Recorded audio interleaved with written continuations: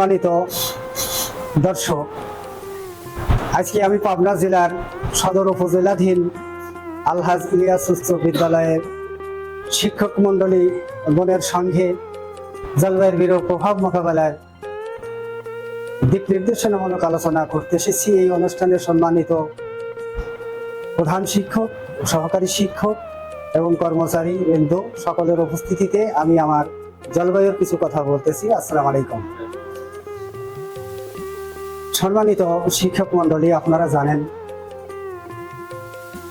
এই ভূপৃষ্ঠ হতে 10 মাইল থেকে শুরু করে 30 মাইলের মধ্যে একটা মধ্যাকর্ষণ শক্তি আছে, যে শক্তিকে মোকাবেলা করে সূর্যের অতিবেগুনি রশ্মির সঙ্গে সমন্বয় করে ভূপৃষ্ঠ হতে কার্বন ডাই অক্সাইড গ্যাস অক্সিজেনের সমন্বয়ে যে বলয়টি রয়েছে এই 20 মাইল ঘনীভূত করে ওই আলোক রশ্মিকে সূর্যের অতি বেগুনি ক্ষতিকর রশ্মির সমন্বয়ে ছাকনার মতো ছেঁকে দিয়ে পৃথিবী পৃষ্ঠে সুন্দর শীতল আলোক সজ্জা দিয়ে এই পৃথিবীকে, এই গ্রহটি কোটি কোটি বছর ধরে আমাদের ভূপৃষ্ঠকে টিকিয়ে রেখেছেন।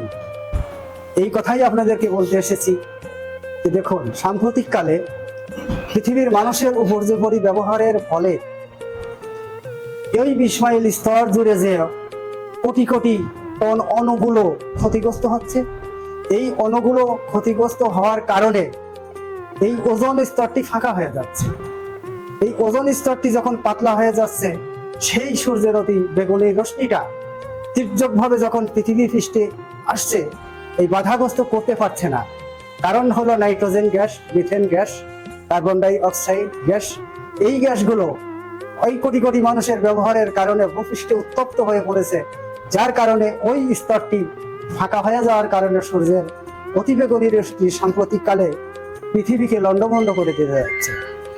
তো বিজ্ঞানীরা বলছেন আগামী 20 থেকে 30 বছরের মধ্যে বিশ্বে মহাপ্রলয়ঙ্করী সৃষ্টি হবে, অক্সিজেন বেড়ে যাবে, এমনকি পৃথিবী একটি মানব শূন্য পৃথিবীর দিকে এগিয়ে যাচ্ছে। আমরা দেখতে পাচ্ছি নদীর নাব্যতা হারিয়ে যাচ্ছে, টিউবওয়েলের পানি উঠছে না, ডিপ মেশিনের পানি উঠছে না।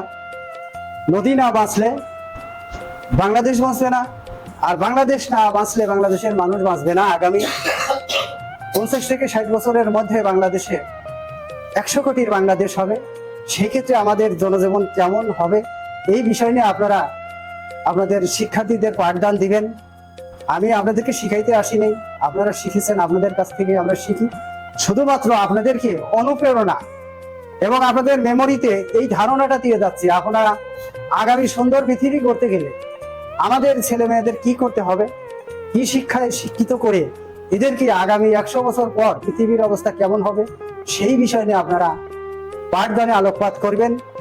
এই আশায়, এই কামনা করে আজকে প্রধান শিক্ষক সহ সকল শিক্ষক মণ্ডলীর প্রতি আমার আন্তরিক ভালোবাসা জ্ঞাপন করে আমি যেন আপনাদের সহায়তা এনে এই পাবনা জেলা তথা সারা বিশ্বে এবং সারা বাংলাদেশে নিয়ে আমি গবেষণা করে আমার এই চিন্তাটাকে আপনাদের মাধ্যমে ছড়াই দিতে পারি।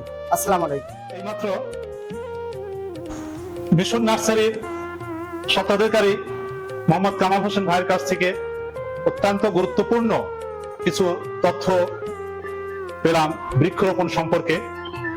আসলে আমরা প্রতিনিয়ত দেখছি যে আমাদের দেশে পূর্বে যে বৃক্ষগুলো ছিল, আমরা এটা নির্বিচারে নিধন করার কারণে আজকে আমাদের তাপমাত্রা ক্রমেই বৃদ্ধি পাচ্ছে। যদি আমরা একটা গাছের নিধন করার পূর্বে যদি আমরা তার পাশাপাশি 5টি গাছ যদি আমরা রোপণ করি, তাহলে পরে এই আমাদের তাপমাত্রার যে বৃদ্ধি পাচ্ছে, এটা হয়তো আর বৃদ্ধি পাবে না।